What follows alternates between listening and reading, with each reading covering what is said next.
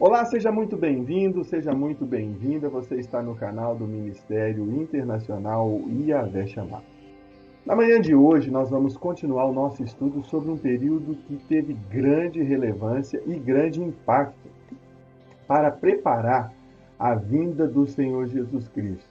Jesus Cristo se beneficiou de muitas coisas e de muitas mudanças que estavam estruturadas e que essas coisas não eram percebidas na narrativa dos reis, dos profetas, enfim, no Antigo Testamento. Se você gosta desse assunto, ele te chama a atenção, fique ligado, porque a nossa escola bíblica já começou.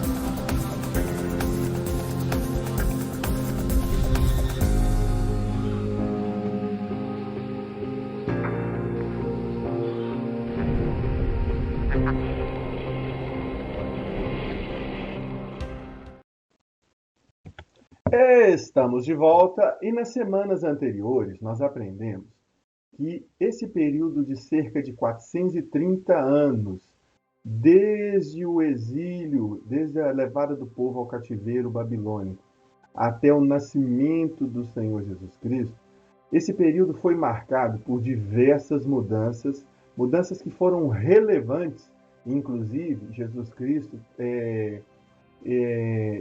utilizou de muitas dessas estruturas, dessas instituições para propagar as boas novas, para trazer a interpretação correta das Escrituras, mostrando que as coisas mais importantes a respeito da lei não estava justamente no sacrifício, mas na transformação daqueles que estavam submetidos a essa lei. E na manhã de hoje, nós vamos dar continuidade ao nosso estudo. Nós temos aqui o período intertestamentário. Esse período foi marcado por diversas mudanças. Nós estudamos nas semanas anteriores, de uma forma bem panorâmica, bem superficial, as mudanças políticas, sendo que nós vimos que a Terra, ela, no momento em que o mundo conhecido, na verdade, né? No momento em que ela tinha um domínio do Império Babilônico, esse domínio ele não durou por muito tempo.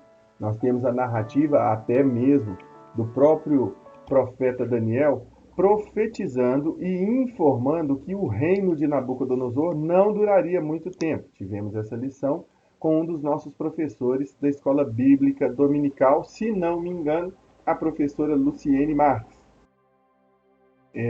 no qual o Império Babilônico era marcado pela levada dos povos à presença de Nabucodonosor para que esse os instruísse e obtivesse algum benefício com as outras culturas. E depois nós aprendemos que esse império ele foi passando para outras nações à medida que os imperadores e os governantes iam falecendo, iam morrendo.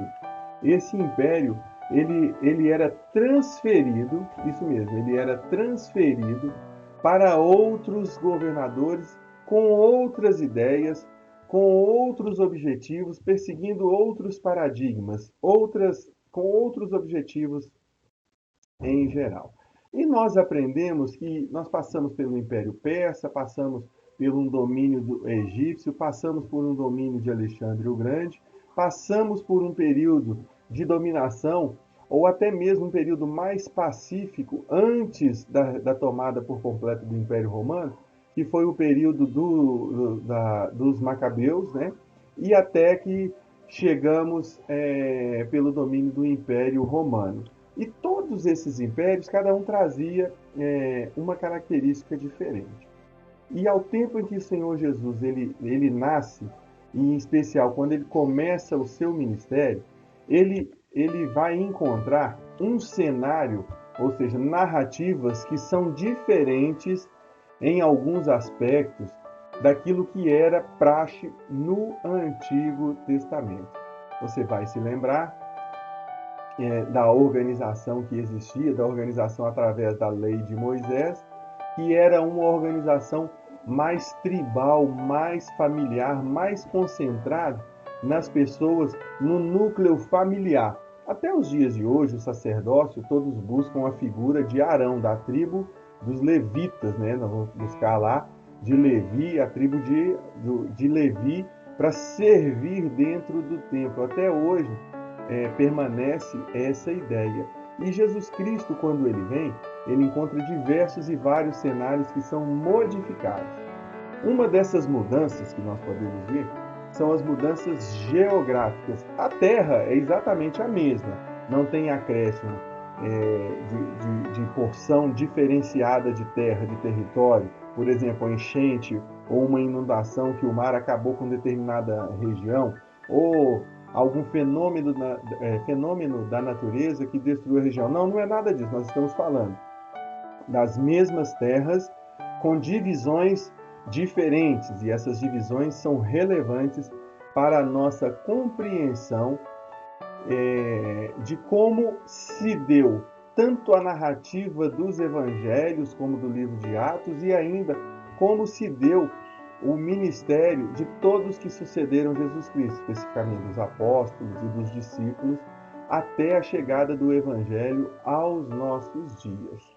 Então, a partir do momento em que nós encerramos a narrativa de uma dominação do Império Babilônico, cerca de 586 anos antes de Cristo, o povo levado, a última tribo a ser levada, né, a tribo de Judá, porque nós já temos em 722 antes de Cristo a tomada pelos sírios da cidade de Jerusalém, da nação de Jerusalém, para dizer a verdade, da nação de Israel e da sua capital Samaria, restando, portanto, apenas Judá, conhecida nos tempos de Jesus como a Judéia, e a sua capital Jerusalém, que em 586 a.C. foi tomada pelo Império Babilônico. E quando Jesus Cristo nasce, a narrativa do Novo Testamento passa a tratar da região,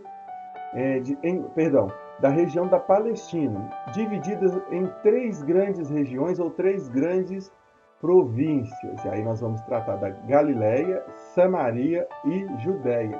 E temos e encontramos também na narrativa dos evangelhos, em especial, a região da Pérea, que é chamada região além do Jordão, e Decápolis, que era um conjunto com 10 cidades. A mais destacada dela é aquela em que Jesus traz libertação para um endemoniado na cidade de Gadara, que pertencia a essa metrópole, a essa região metropolitana de Decápolis, formada por 10 cidades.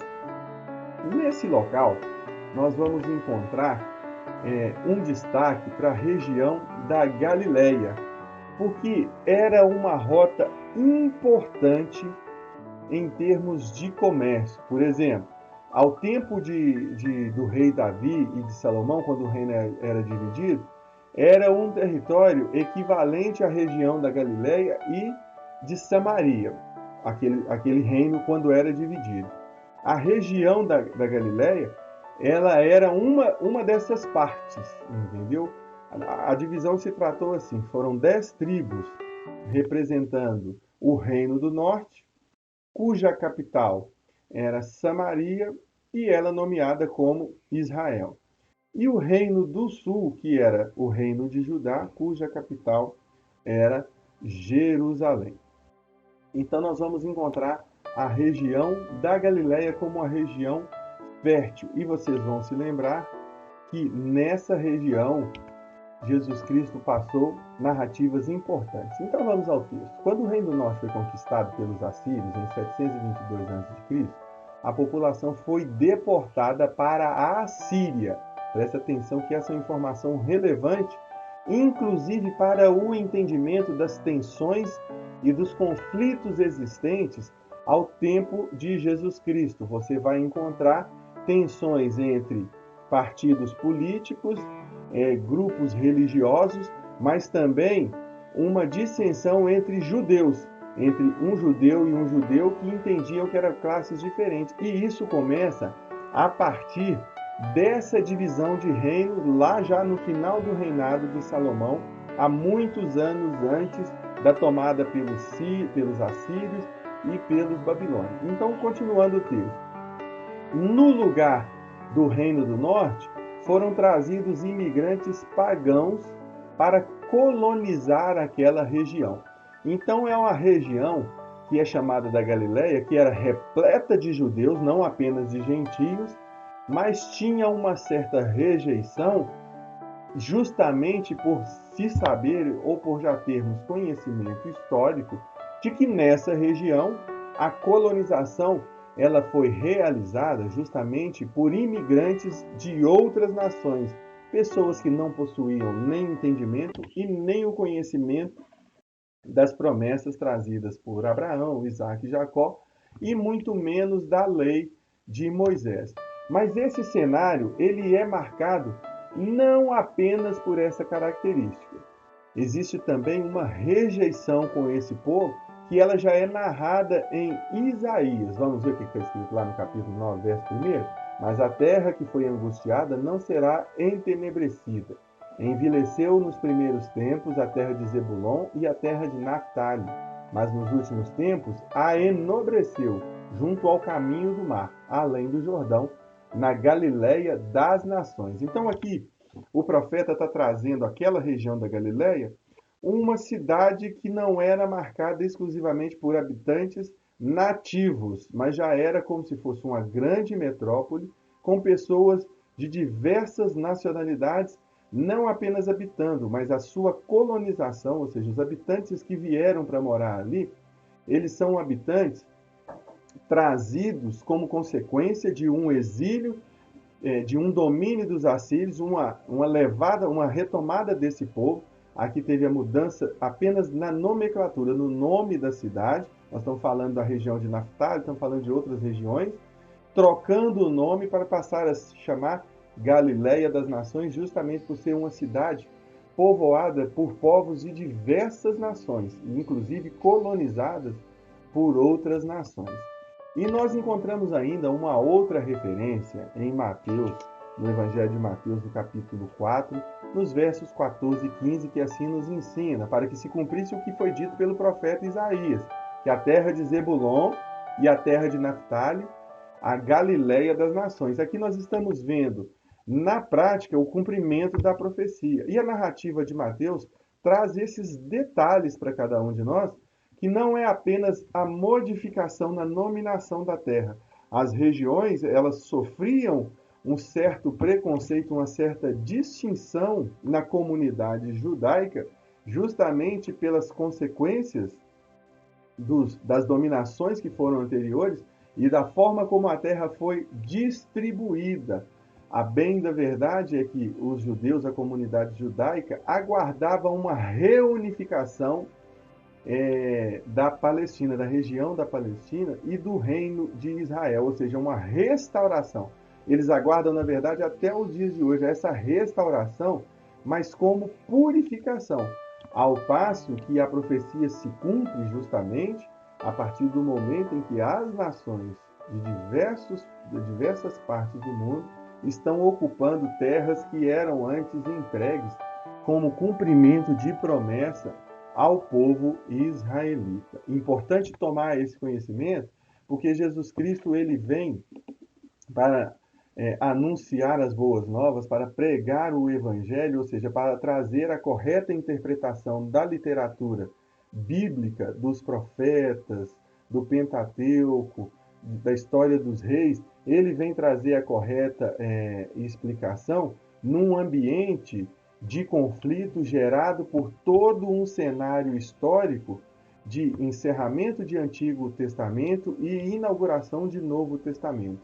Então, Jesus Cristo não apenas vem anunciar as boas novas, ele precisa ter uma habilidade para saber lidar com todas essas situações que envolviam mudanças políticas, mudanças religiosas, na estrutura, pelo menos, do templo, dos cargos religiosos das funções religiosas, do ofício dos sacerdotes e de cada um dos seus aspectos mais relevantes, Jesus Cristo vem trazendo essa interpretação da lei em um cenário que as pessoas não eram totalmente purificadas apenas pelas promessas entregues a Abraão, Isaac, Jacó, Moisés e os profetas. Jesus Cristo também vem para pacificar situações que são situações de cenário adverso e que existia inimizade entre os judeus.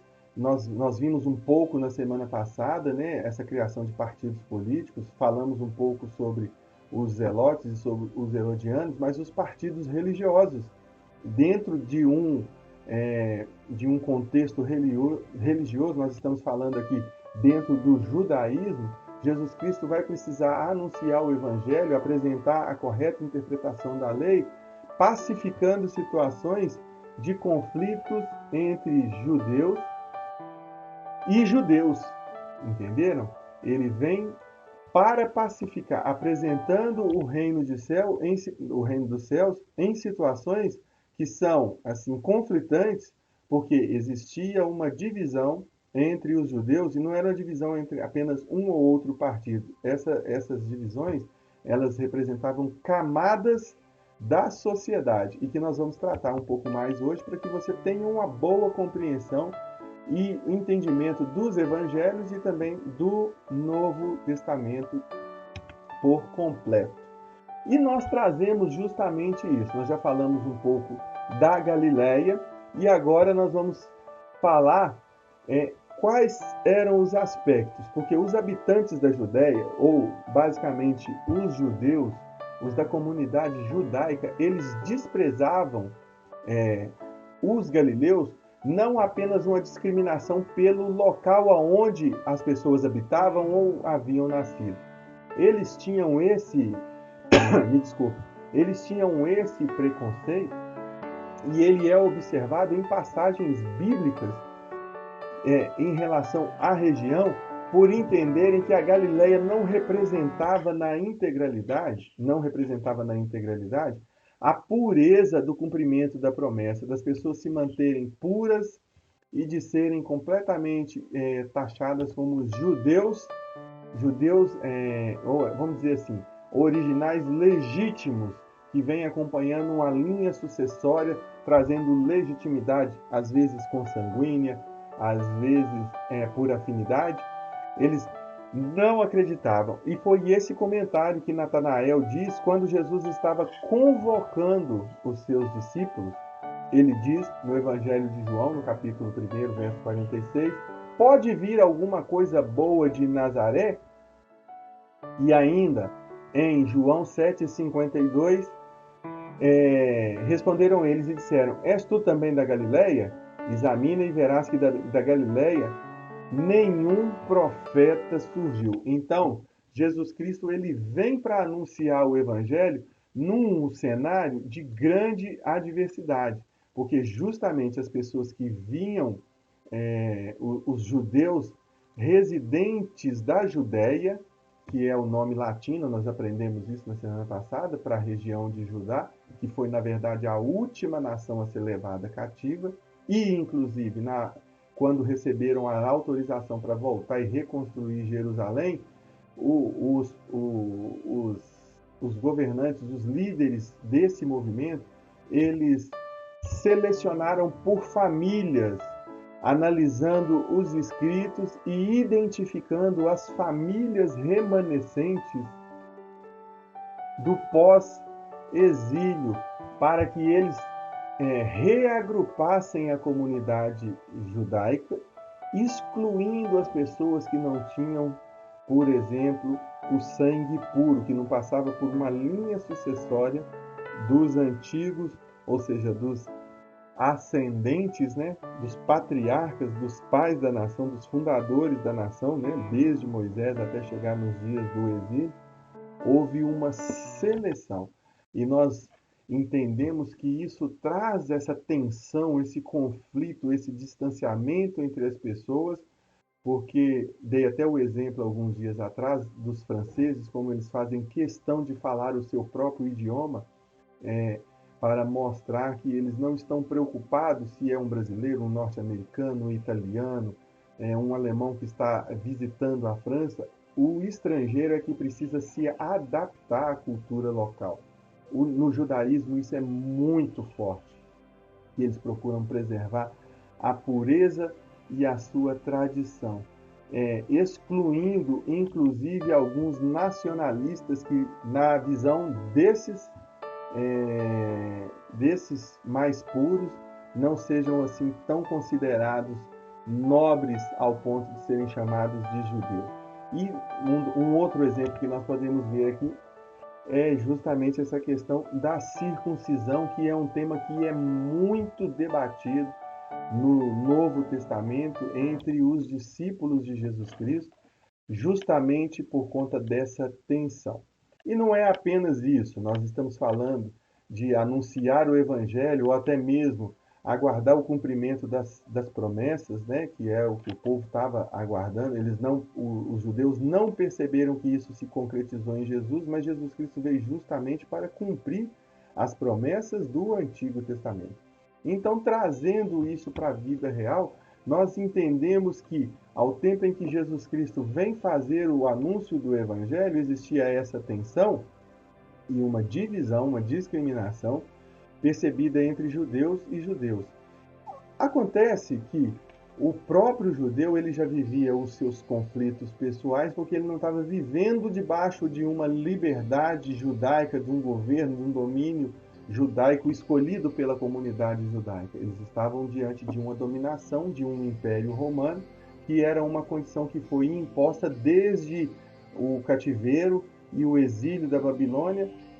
As nações eram dominadas por impérios emergentes e que se apareciam. E essa questão territorial, ela mostra justamente uma dessas facetas desse conflito. Tanto a Galileia quanto Samaria, que é o que nós vamos verificar aqui agora, Samaria como capital, né, de Israel, da nação das 10 tribos de Israel, que representava o lado norte do reino depois da divisão. Samaria também, ou os samaritanos, nós temos aqui várias e várias passagens bíblicas de discriminação aos samaritanos, justamente pelo fato deles estarem habitando naquela região e também algumas facetas dos dialetos que eram presentes. E nós vamos ver aqui que isso aqui traz para a gente uma importância muito grande. Compreender essa divisão territorial traz para a gente essa importância para que no cenário da leitura dos evangelhos, todos eles, tanto o evangelho de João, Mateus, Marcos e Lucas, nós percebemos essa tensão e essa discriminação não apenas com os gentios, mas de judeu para judeu, porque em Samaria existiam judeus, eram judeus da região de Samaria, samaritanos. Nós não estamos falando de povo de outra nação, nós estamos falando de um conflito entre judeus e judeus. E Jesus Cristo traz o próprio exemplo aqui na parábola do bom samaritano, justamente para mostrar a necessidade de ter uma unidade na nação. Então, já falamos da região da Galileia, já falamos da região da Judéia e agora nós vamos falar um pouco sobre a região de Samaria. E o que aconteceu na região de Samaria depois da assimilação pela Assíria? Nós já nunca é demais repetir, reprisar, que trata-se de uma cidade que foi dominada antes da dominação pelos babilônios, né? Pelos babilônicos, antes da dominação babilônica, na região de Judá, ou seja, nós estamos falando da região do domínio de Judá e Jerusalém, sua capital. Só um minutinho que eu vou tomar uma água que minha garganta está ficando seca. E nessa dominação de Samaria, ela aconteceu pelo menos 130, salvo melhor juízo, 130 a 140 anos antes da dominação de Judá. Ou seja, Israel foi dominada pelos assírios e teve a sua capital destruída em 722 a.C. E esses habitantes que estavam ali, eles foram deportados, eles foram levados para onde? Para diversas nações, inclusive a Síria, certo? Então fica assim, nos dias de Jesus, a população de Samaria, assim como da Galiléia, consistia numa mistura de israelitas, que de alguma maneira tinham conseguido evitar a deportação, e de novos imigrantes de origem não israelita. E aqui que reside o problema. Essa permissividade, né, que na verdade não é uma permissão, era uma condição imposta pelos dominantes da época. Nós estamos falando aqui de 722 anos antes de Cristo. O primeiro domínio foi dos assírios. Logo depois, a dominação da Babilônia. Logo depois, nós vamos encontrar aqui o Egito, vamos encontrar aqui Alexandre o Grande, vamos encontrar aqui os sírios, vamos encontrar aqui os romanos, vamos encontrar aqui os romanos por último, vamos encontrar aqui os macabeus. Estamos falando de muitos séculos, não é isso mesmo? Estamos falando de muitos séculos de grandes transformações. E a história nos ensina, esse trabalho que está sendo apresentado aqui para vocês, é um trabalho fruto de uma leitura de historiadores, porque eles não constam especificamente na Bíblia, mas a partir das informações coletadas na Bíblia, nós podemos ter esse entendimento e essas informações também corroborando que o trabalho realizado pelos historiadores é um bom trabalho à medida em que as informações são suportadas pelas narrativas bíblicas, tanto do Antigo Testamento como do Novo Testamento. Então nós encontramos aqui na região de Samaria a mesma característica da Galiléia. A cidade fundada, a população formada pela mistura de israelitas, que não propriamente de nativos, ou seja, conterrâneos, nascidos na região, mas que por alguma razão chegaram até aquela região. E quando chegaram, também encontraram com imigrantes de origem não israelita, não judaica, não hebraica. E isso traz uma grande tensão para os dias do Novo Testamento. O leitor mais atento, ele consegue perceber algumas implicâncias, algumas picuinhas, algumas tensões geradas pelos judeus que se auto-intitulavam mais puros do que os outros.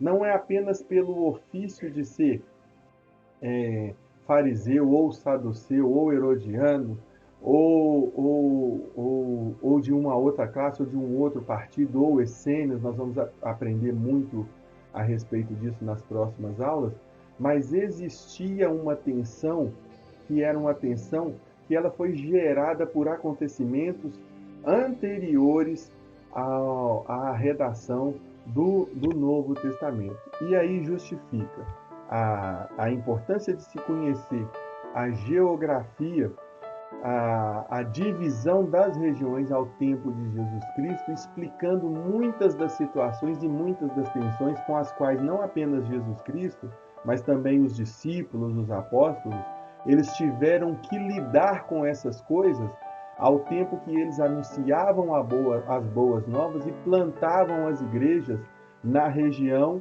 do território israelense, o território palestino, e ainda com a obrigação do comando de Jesus Cristo de levar o evangelho a todas as nações. E nós vamos continuar aqui.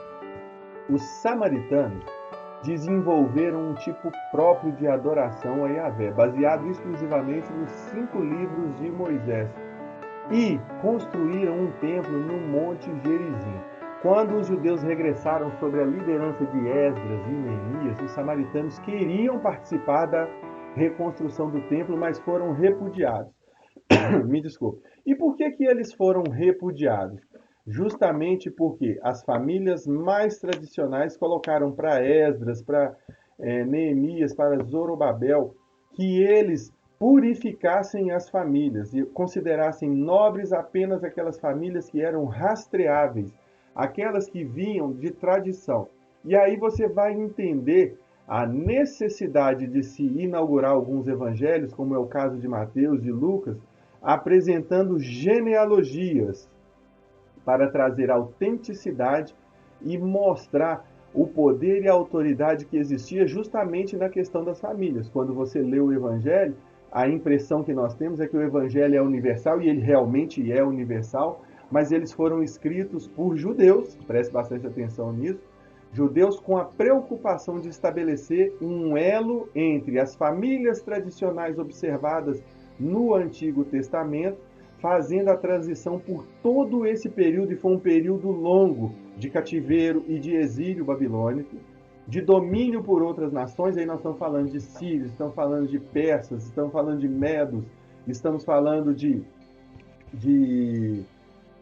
romanos, estamos falando de macabeus, até chegar nos dias de Jesus. Essa era a preocupação, de tensões geradas a partir de coisas que aconteceram no Antigo Testamento. Recomendo a leitura integral do livro de Esdras e do livro de Neemias para entender que, diante de uma autorização passada pelos reis e pelos governantes, aqui nós estamos falando de Ciro, estamos falando de Xerxes, Artaxerxes, estamos falando de reis e de tempos de domínio, autorizando o povo a retornar para reconstruir Judá e Jerusalém. E nesse momento já começa-se um preconceito de judeu para com judeu, buscando uma purificação, essa questão dessa tensão, dessa força de circuncisão, essa questão consanguinidade, de pertencer ou não a uma família, a uma nobreza, a determinada classe. Isso é ressaltado muito no Novo Testamento, mas não começa no Novo Testamento, já é uma questão que vem do Antigo Testamento, e nós podemos ver isso muito claramente. Então, dessa maneira, nós podemos ver claramente que essas narrativas, elas não começam e também não encerram, né, no Novo Testamento, durante o ministério do Senhor Jesus Cristo. Já vem trazendo um contexto de coisas mal resolvidas, de situações mal resolvidas, né, desde lá de trás. Como assim? Se todos os judeus quisessem, né, ou que quisessem participar, todos aqueles que quisessem deveriam ter a oportunidade de participar da reconstrução do templo, da cidade de Jerusalém, mas não foi isso o que aconteceu. A partir do momento em que se começa a fazer uma seleção das pessoas para ajudar na reconstrução, né, considerando que a partir de uma reconstrução, lógico, serão distribuídos novos cargos, novas funções, nova organização da cidade em geral, ou seja, está se permitindo uma liberdade, né, de se reconstruir uma cidade, uma nação, uma pátria. Tudo isso tem impacto. E a partir do momento em que um grupo de pessoas é impedido de realizar isso, não resta uma outra alternativa, senão eles partirem, né, para uma outra região. E foi isso que aconteceu. Um grupo de dissidentes judeus partiu de Jerusalém e foi para residir em Samaria, fundando a cidade. E aí nós temos vários relatos, né, de como os judeus de Jerusalém evitavam até passar pela região de Samaria, e tem vários problemas. Num deles, Jesus encontra com uma mulher samaritana e pede para ela dar água, e essa mulher explica para Jesus que o local de adoração era ali, porque justamente ali Jacó, né, Israel, que já leva o nome da nação, né, dos israelitas, ali ele fundou aquele poço e deixou aquilo como herança para os samaritanos, e Jesus vem explicando para ela que o local da adoração não é o que importa, mas as pessoas, né? A pessoa que está adorando é o que importa, é o que chama a atenção de Deus. E nós temos aí como um exemplo, né, de que as pessoas evitavam passar por aquela região, no relato de João 4, do verso 1 até o 42, e é justamente nessa passagem que nós temos ali, né, esse relato da mulher, que Jesus Cristo vai até ela, né, a tensão entre judeus era tão grande, que os discípulos de Jesus eles ficaram espantados, admirados de ver Jesus conversando com uma mulher que fosse samaritana. Então estão aí delineados os pontos, né, territoriais que entendemos serem os mais importantes para que a gente venha entender. E voltando ainda um pouco mais, falando da Judéia, nós vimos aqui que a Judéia ela ficou sob o domínio romano até 37 anos depois de Cristo, quando o Herodes Agripa I tornou-se o rei da Judéia. E aí pronto, isso era só uma observação, e aí nós vamos já passar para outra região, que é a região de Decápolis, que nós já falamos, né? Deca vem de 10 e polis de cidades. Então são aí 10 cidades, um grupo de 10 cidades. Esse grupo foi fundado pelos gregos nos tempos das conquistas de Alexandre o Grande. Eles que colonizaram esse lugar, deram os nomes, e a gente vai entender que essa cidade, essa região, é uma região onde Jesus realiza milagre importante, Jesus se tornou influente.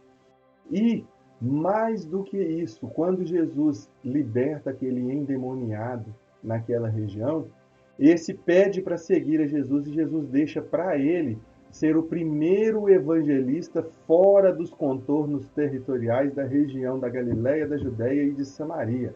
Nós estamos falando de uma outra região além do Rio Jordão. Qual que é a importância de trazer esses cenários? Porque a gente começa a entender o porquê que Jesus Cristo ele não desempenhou, não exerceu o seu ministério especificamente naquelas regiões, naquelas cidades. O foco da região onde Jesus ia tratar, vejam bem, nós estamos falando de um período em que Jesus, no seu nascimento, ele teve que retornar para o Egito para fugir da determinação de extermínio, né, de extinção de todos os recém-nascidos na época do seu nascimento. Então aqui nós estamos falando de aspectos e características que são específicas, porque Jesus ele desempenhou todo o seu ministério em determinada região, mas isso não impediu que o Evangelho, antes mesmo da morte e ressurreição de Jesus Cristo, ele não fosse propagado, tanto que Jesus entrega para esse endemoniado, lá em Gadara, a missão de evangelizar aquela região.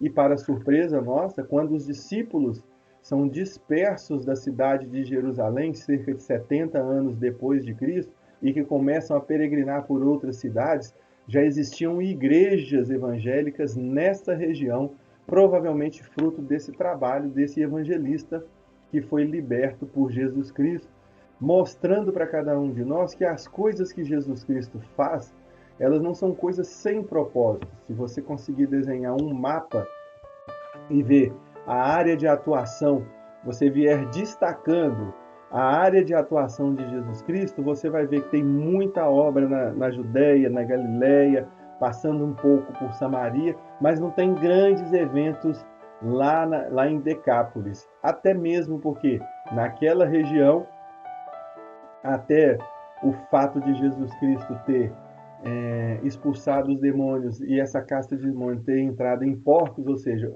a criação de porcos por si só já demonstra que as raízes judaicas não estavam arraigadas nesse povo, nessa população. E Jesus Cristo foi hostilizado, porque as pessoas ali tiveram uma perda econômica com o afogamento daqueles porcos que se precipitaram despenhadeira abaixo até cair no mar. Eles tiveram um prejuízo econômico e Jesus foi hostilizado ali daquela região, daquele lugar. As pessoas não viram com bons olhos porque eles não tinham essa identidade, aguardando a promessa de um Salvador, naquela obra de Jesus Cristo. Para eles, o mais importante era o aspecto financeiro, porque eles não tinham esse compromisso, não entendiam esse compromisso, essa faceta, essa visão da promessa para toda a humanidade. E é nesse cenário, né, que a gente vem falando. Essa narrativa está aí no Evangelho de Marcos, no capítulo 5, nos versos 1 até o 20, E ainda, se você pesquisar um pouco mais, em Mateus 4, versos 24 e 25, Marcos 7, do 31 ao 37, também teremos narrativas não apenas na cidade. É lógico que o nome Gadara é aquele mais tradicional, mais famoso, justamente por causa desse acontecimento, porque nós vamos ter essa narrativa que recebe um destaque nos evangelhos, porque Jesus sai da sua área de atuação territorial e atravessa as cercanias do Jordão para um propósito específico, que é a libertação desse rapaz e nada mais. Não temos mais nenhuma outra narrativa a respeito de milagres realizados nessa região, mas apenas esse fato isolado, chamando a atenção de que quando os fundadores da nova igreja, da igreja primitiva, começam as suas peregrinações, as suas viagens missionárias, já encontram estruturas firmadas nessa região,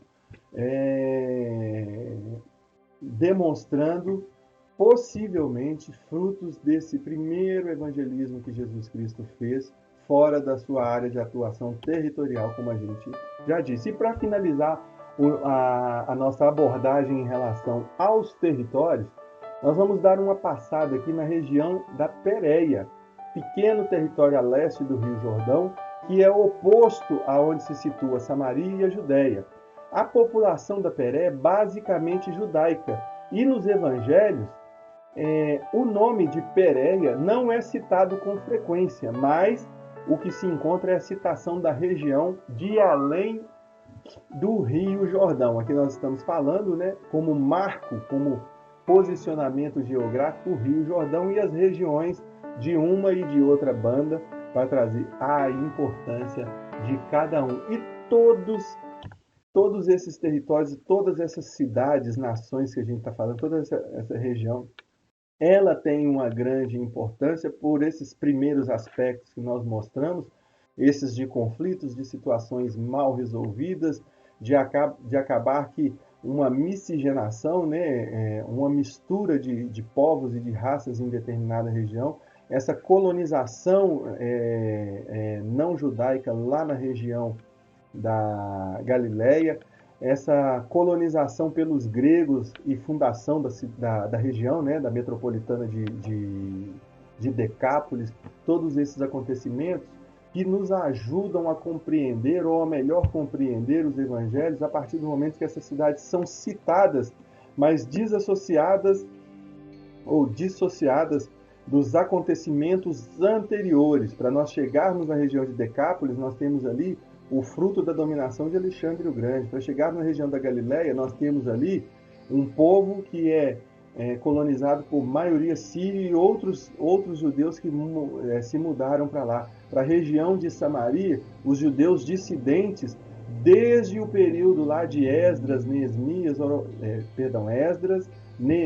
e Zorobabel, na reconstrução de Jerusalém, reconstrução da cidade, né, de Jerusalém, da capital, do templo e de todas essas coisas, e que são questões que não foram resolvidas ao longo do século e que acabam desencadeando, ou seja, elas vão trazer consequências ao tempo do Evangelho, e que essa compreensão passa justamente por esse estudo que é feito anteriormente. Nós precisamos voltar na linha do tempo, para entender o que está acontecendo geograficamente, e a geografia a gente entende, compreende dessa maneira.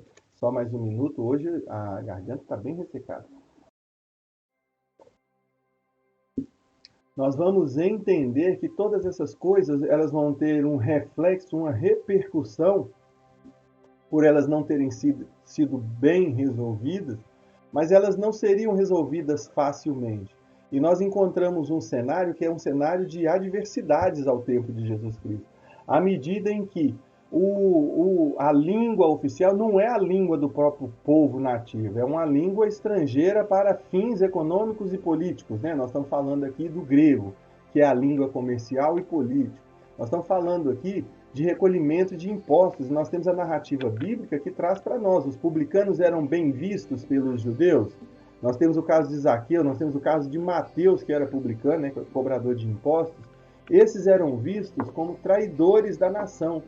E nós precisamos aqui interpretar a lei interpretar as Escrituras, o Pentateuco, os profetas, a história dos reis, todos os outros acontecimentos, dentro de um cenário que é diverso daquilo que se estava esperando. Nós não estamos aqui dentro de uma nação que é autônoma, tem a sua própria organização, tem a sua própria autonomia territorial, a sua própria autonomia política e econômica. Nós não estamos falando disso, nós estamos falando de uma região que é dependente, que se submete ao governo de um império romano, situado distante, lá em Roma, nós estamos falando da Europa, é distante, mas que os seus representantes estão ali, os reis, os governadores, os líderes de província, eles que estão tomando conta das cidades e das regiões, governando as cidades e as regiões, instituindo tributos sobre os povos, mas sem ter grandes interferências no modelo religioso. Então nós temos uma interferência grande na política, temos uma interferência grande na economia, em termos de governo, com uma certa liberdade religiosa. Acontece que a liberdade religiosa ela não se sobressai em detrimento dos outros aspectos da vida cotidiana, da vida comum da pessoa. Por isso as pessoas dependiam de uma organização judaica, para que uma organização de outra nação, para que eles tivessem as suas liberdades, as suas convicções apuradas. Então, nesse sentido, é importante que nós entendamos esse contexto geográfico, a nominação das cidades e como elas foram fundadas, pelo menos de uma forma superficial, para que a gente tenha um entendimento do nosso estudo a partir do momento em que Jesus vem trazer o Evangelho dentro de um cenário que é conflituoso, notadamente. E depois de ter abordado essas mudanças territoriais, né, geográficas, nós temos uma certa liberdade já para falar das mudanças religiosas. E quais são os impactos dessas mudanças religiosas dentro desse cenário. Nós já mostramos que territorialmente essa divisão de região ela é oriunda não de uma unidade como nação, mas de uma divergência, né, entre nação, e essa divergência ela não se resolve nos dias de Jesus Cristo, ela não se resolve até o dia de hoje. Nós ainda temos muitos conflitos na região da Palestina, na faixa de Gaza, e nós temos ainda muitos conflitos com toda essa organização judaica e o contexto do cristianismo dentro desse, a conversão de judeus ao cristianismo, a seita do caminho, né, como as escrituras vão trazer. Tudo isso gera uma grande tensão e que nós precisamos ter esse entendimento para melhorar a nossa compreensão, de entender como as situações eram tratadas daquela maneira e de ver como Jesus lidou com toda essa situação,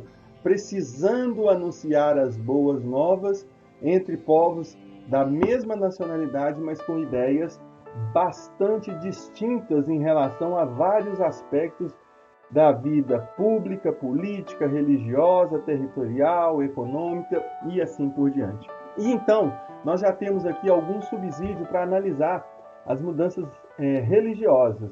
E o texto nos ensina que o Alexandre o Grande ele queria fazer mais do que conquistar o mundo. Nós estamos falando aqui cerca de 300, 400 anos antes de Cristo, quando foi o domínio de Alexandre o Grande, que foi um domínio por pouco tempo, nós estudamos isso na semana passada, foi um domínio por pouco tempo, mas que deixou heranças culturais e políticas muito grandes, filosóficas muito grandes, até o dia de hoje, nas cadeiras das faculdades, trata-se muito de filosofia, muito de pensamento grego, pensamento romano. As leis, mesmo antes das leis mosaicas, já tínhamos acervo de outras culturas trazendo códigos, né? Código de Hammurabi, até mesmo no Egito, em outras nações, trazendo literatura muito interessante, das quais Moisés se apropriou. Então, voltando aqui propriamente dito para o nosso contexto, o Alexandre o Grande queria disseminar não apenas as ideias, né? Não apenas ganhar belicamente, ganhar território e os seus despojos, né? Dominar novas nações, mas ele queria disseminar língua e cultura grega em toda parte. E nisso ele foi bem sucedido, porque O nome dessa difusão, que é difundir uma cultura, uma língua, um pensamento, é o helenismo. E helenismo, ele vem derivado da palavra Elas. Elas significa grego, né? É o nome de Grécia, é Elas.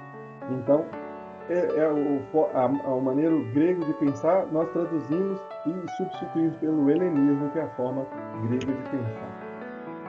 Então tá aí, o propósito do helenismo foi, pelo menos em parte, um propósito político, que era o que? A criação de uma cultura unificada para governar um império de muitas nações e de muitas culturas diferentes. Essa cultura produziu uma coerência de pensamentos e de valores.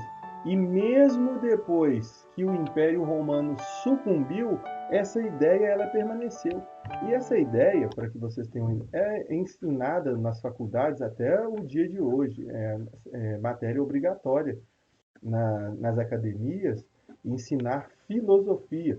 Por qualquer que seja o seu curso, o curso que vai fazer, seu curso é de matemática, o seu curso é de biologia, o seu curso é de direito, o seu curso é de humanas em qualquer das áreas, você é obrigado a ter uma cadeira de filosofia. O seu curso é de psicologia, você tem que ter uma cadeira lá de filosofia. E nessa cadeira, evidentemente, vão se tratar sobre a maneira de pensar, a organização das ideias, a concepção das coisas, do próximo, da existência de tudo, da pessoa de Deus, do sobrenatural. Tudo isso é um conjunto tratado nessa cadeira de filosofia e que nós somos obrigados a estudar quando no ensino superior, ainda que o seu curso seja de astronomia, seja de geologia, seja de matemática, de física, você é obrigado a se submeter a isso porque é uma forma trazida como herança desde o período e isso teve grande influência nas artes, em todos os períodos que a gente pode ver.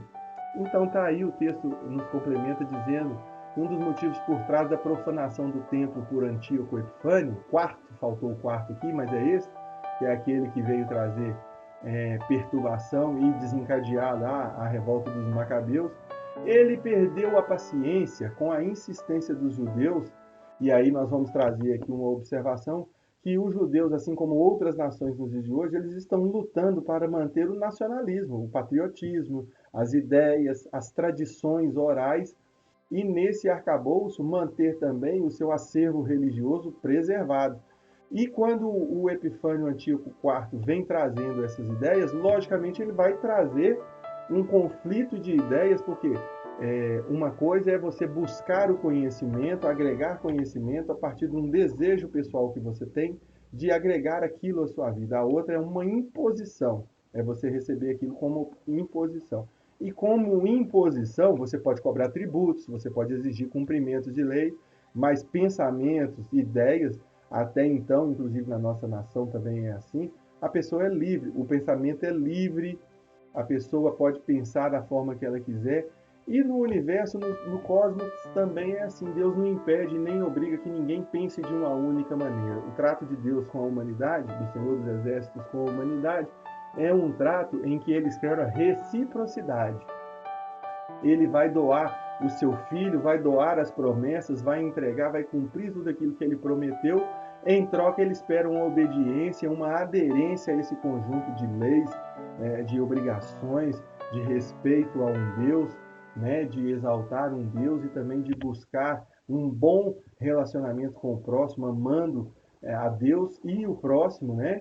São esses os dois grandes mandamentos que Jesus Cristo nos traz e nos ensina, de maneira que a prova cabal de que você tentar converter as pessoas, tentar fazer as pessoas aderirem a uma ideia, ela sucumbe a partir do momento que as pessoas são livres.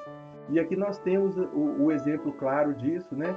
O trato do etíope Epifânio IV com essa situação de querer imprimir ou gravar no coração das pessoas uma cultura que fosse uma cultura diferente daquilo que a tradição oral dos judeus vinham trazendo, trazia um conflito dentro das convicções judaicas e, portanto, gerou essa tensão, e nós já temos aí algum relato, pelo menos superficial, do que foi a revolta dos Macabeus, e as lideranças. Então tá aí, como consequência direta dessa disputa política decorrente, né, da tentativa de imprimir o pensamento grego para as nações que foram conquistadas, entre elas a nação de Israel, foi a partir desse conflito, né, de ideias, de que um grupo aceitou, recebeu essa filosofia, aderiu a essa filosofia, aderiu a essa forma de pensar, vai desencadear para nós aqui, para o nosso estudo, um aspecto importante que é, a partir dessa tentativa de imposição, né, de cultura grega, de pensamento político, religioso e cultural gregos, é que vem surgir dentro do judaísmo os partidos religiosos, né? E aí nós destacamos nas semanas anteriores, né? Estamos falando nitidamente dos fariseus e dos saduceus, tá aí para você a tela, o ensino, né? Para que você possa ler e entender participando da nossa, né? Nasceu aí esses dois grupos, dissensões, e Jesus Cristo, quando vem anunciar o Evangelho, ele vai enfrentar essas situações, trazendo a correta interpretação das Escrituras para um povo que já estava dividido entre dois pensamentos, um aceitando as ideias e filosofias gregas e outro tentando manter a pureza, a originalidade e a tradição oral que permeava e que permeia, o ensino judaico desde muito tempo. Então, sempre que você quer forçar um pensamento de ideia, você vai esbarrar com esse sentimento. E para nós fica a lição, a aplicação prática, né? Quem convence é o Espírito Santo, que convence do pecado, da justiça e do juízo. O nosso papel é anunciar, é pregar, é ensinar, é exortar. Se a pessoa vai ser convencida, esse papel não é com a gente, é com o Espírito Santo. Está aí um exemplo na prática de como as coisas não funcionam, ainda que os princípios, os propósitos sejam nobres. Então nós vamos ver aqui dentro desse contexto, né, que o helenismo invadindo a vida religiosa, até então a gente estava tratando de um cenário em que existia uma liberdade de pensamento nesse aspecto, e a gente vai chegar aí para acirrar ainda mais essa disputa por espaço dentro de uma comunidade judaica. A gente vai ver isso. E nas semanas anteriores, nós vimos que pelo menos os fariseus, eles se colocavam, né, como os representantes para terem essa responsabilidade de como determinar como a lei deve ser aplicada dentro das condições. E aí eu volto a trazer para você. Uma coisa é nós falarmos sobre leis que foram entregues há 4.000, há 5.000 anos atrás, como elas são aplicadas nos dias de hoje para nós. Aí nós vamos entender aspectos que são de convivência, né?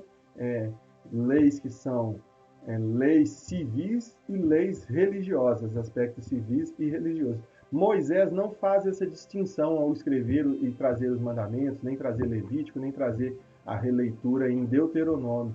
Ele vem trazendo tudo como um conjunto de comportamento, um conjunto de conduta que é esperado e é resumido por Jesus Cristo em duas coisas: o trato com Deus, o relacionamento com Deus e o relacionamento com o ser humano. Você estando bem alinhado nesses dois, você vai cumprir muito bem as Escrituras. Só que não era esse cenário que nós tínhamos. E esse cenário é um cenário desenhado até para uma aplicação dentro de um contexto de uma criação, ou seja, nós estamos num êxodo, estamos saindo de uma dominação egípcia, estamos saindo do domínio egípcio, passando determinado tempo no deserto, aprendendo essa lei, essa nova cultura, essa nova forma de lidar, selecionando os novos colonizadores da Terra Prometida, e depois disso nós temos estabelecido lá na Terra Prometida, já com Moisés e os seus assistentes ajudando a julgar o povo, a pacificar as questões controversas entre o povo.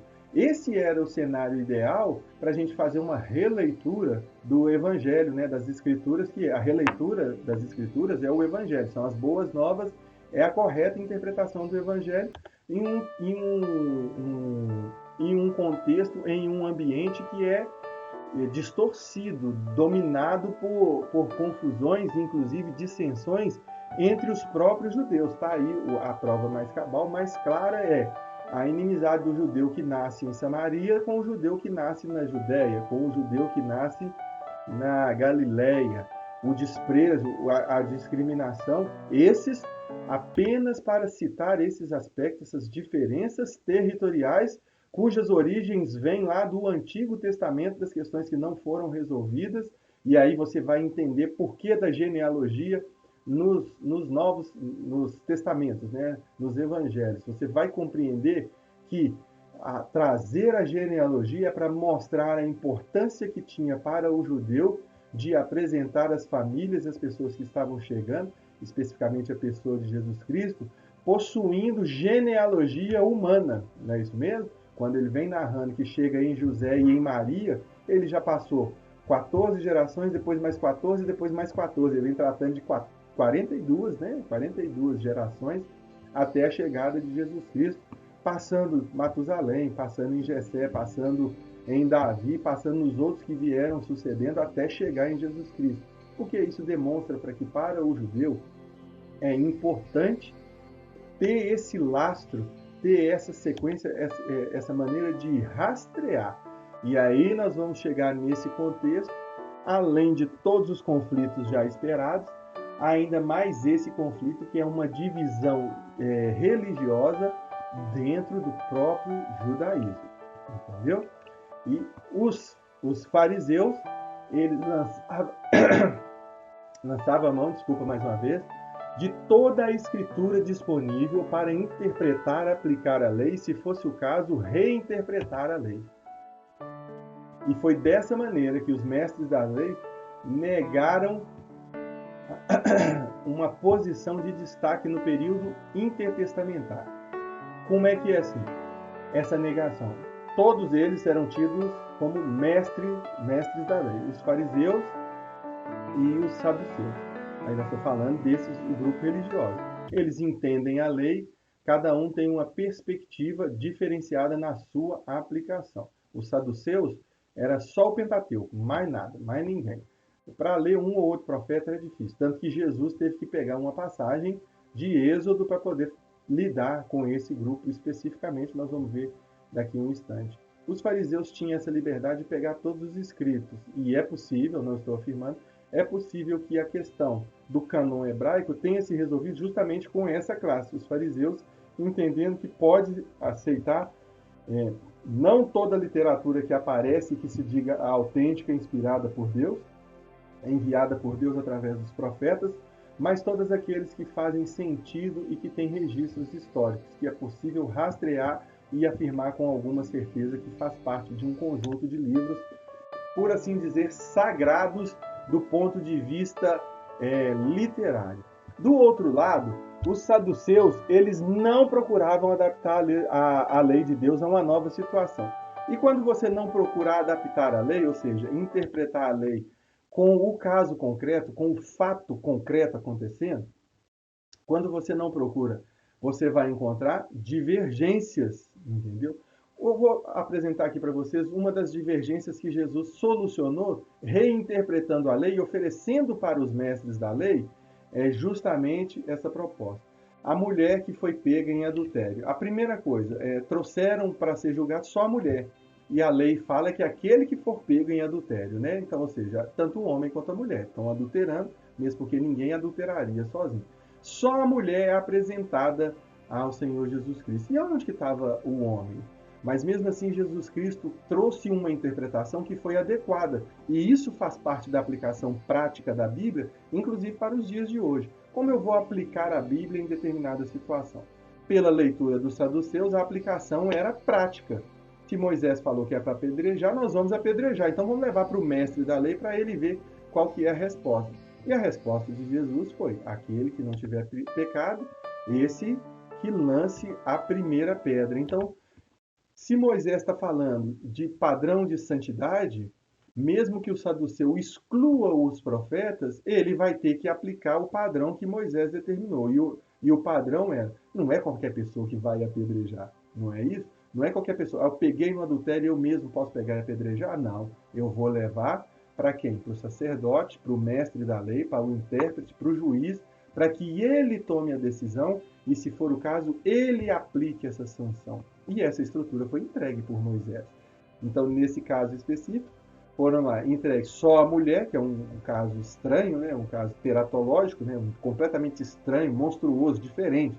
O adultério, todos os que participaram do adultério, tanto o homem quanto a mulher, é apresentada apenas a mulher diante de uma situação, reconhecendo a autoridade de mestre de Jesus Cristo para interpretar a lei e aplicar. Essa estrutura não existia divergência entre os saduceus e fariseus, porque eles entendem que a estrutura do templo, conhecer a Torá, conhecer a lei por completo, é obrigação do mestre da lei.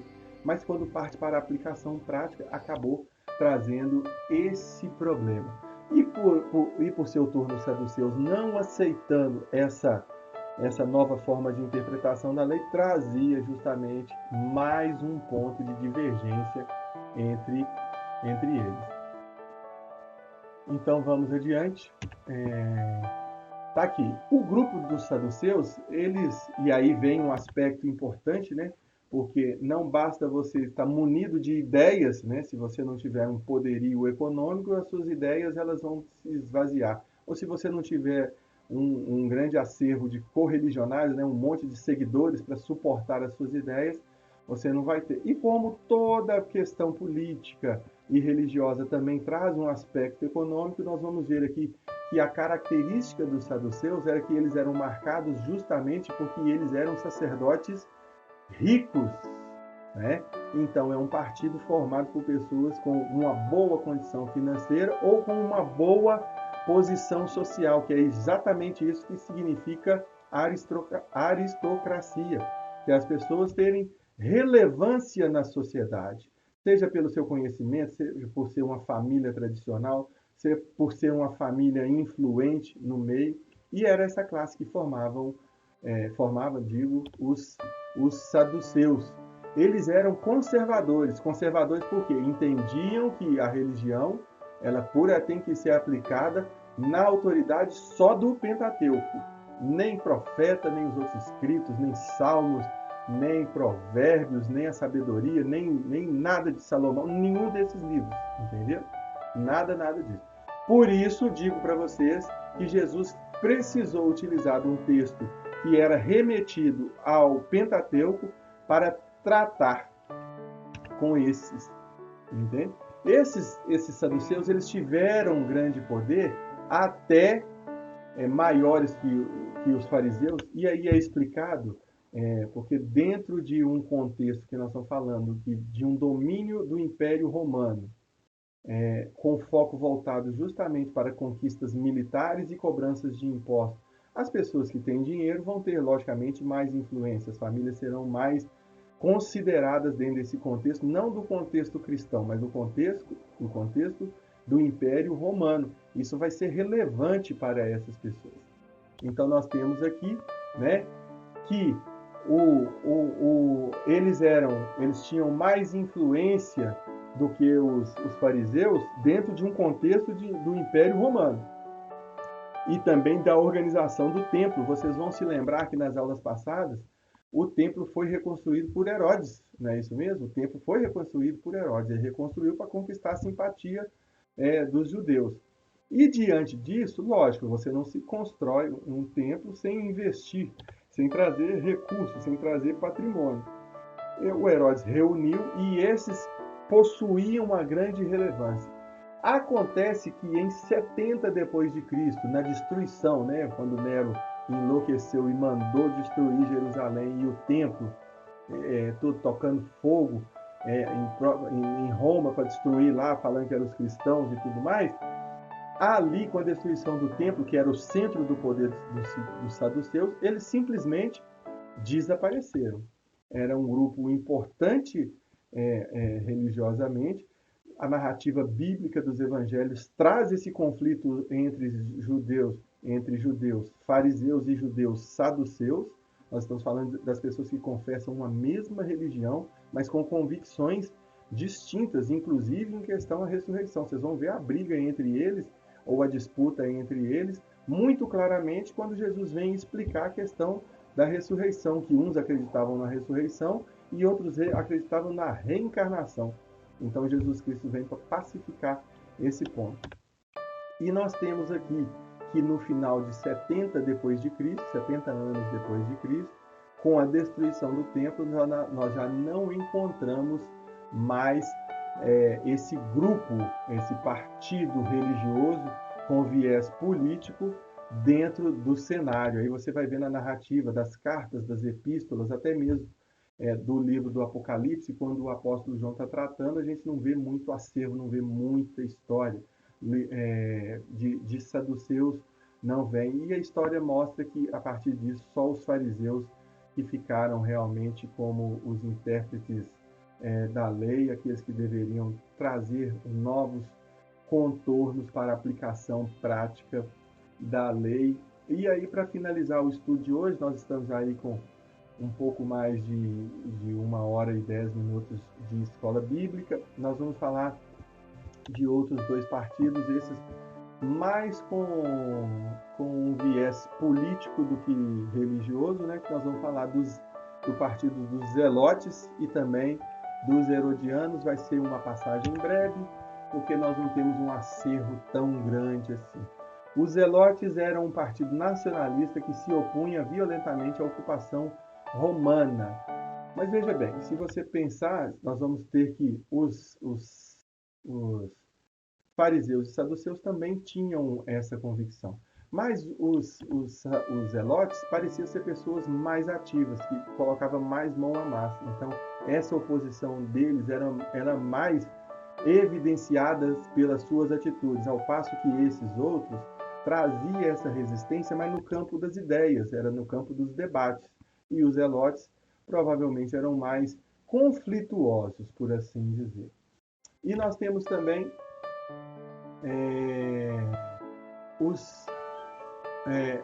as evidências aqui que, por exemplo, Simão Pedro é chamado de Simão Zelote, provavelmente por essa característica de pôr a mão na massa e de brigar, de se opor à ocupação e às ideias do Império Romano. Lembro bem que essa oposição, ela misturava a oposição bélica, né, de pegar em armas e se levantar contra o Império Romano, mas acima de tudo também a ideia trazida com o Império Romano era também política, cultural e religiosa, que é o pensamento grego. E aí nós vamos ver que a mitologia grega trazia muitas figuras e muitos deuses, objetos de adoração. Vocês vão ver lá em Éfeso o grande conflito lá com a Diana dos Efésios, e aí são figuras que vão mudando os nomes, mas que ao longo da história da humanidade já existia, né? A Astarote vem mudando para Ártemis até chegar na grande Diana dos Efésios. Então vamos voltar lá. Jesus Cristo chama um dos seus discípulos, né? E aí vocês veem que Jesus Cristo não está preocupado em selecionar apenas discípulos de determinado grupo, mas nós vamos ter o Zelote, que é de um partido político, vamos ter aí o Mateus, que era um cobrador de impostos, né? E vamos ter os outros pescadores, pessoas simples e humildes de várias regiões. E aí, para finalizar, para o dia de hoje, nós temos aí os Herodianos. Se sabe muito pouco, né? O nome já fala tudo, os seguidores lá de Herodes, ou das ideias de Herodes, e que tem uma relevância em especial no Evangelho de Mateus, no capítulo 22, verso 16, e também no Evangelho de Marcos, no capítulo 3, verso 6, e no capítulo 12, verso 13, que vem trazer aí para nós. Então hoje nós conseguimos fazer uma abordagem um pouco mais profunda na questão territorial e na questão dos partidos ao tempo de Jesus Cristo. Na semana que vem nós voltaremos com maiores detalhes a respeito desse período, né, dos impactos que ele teve.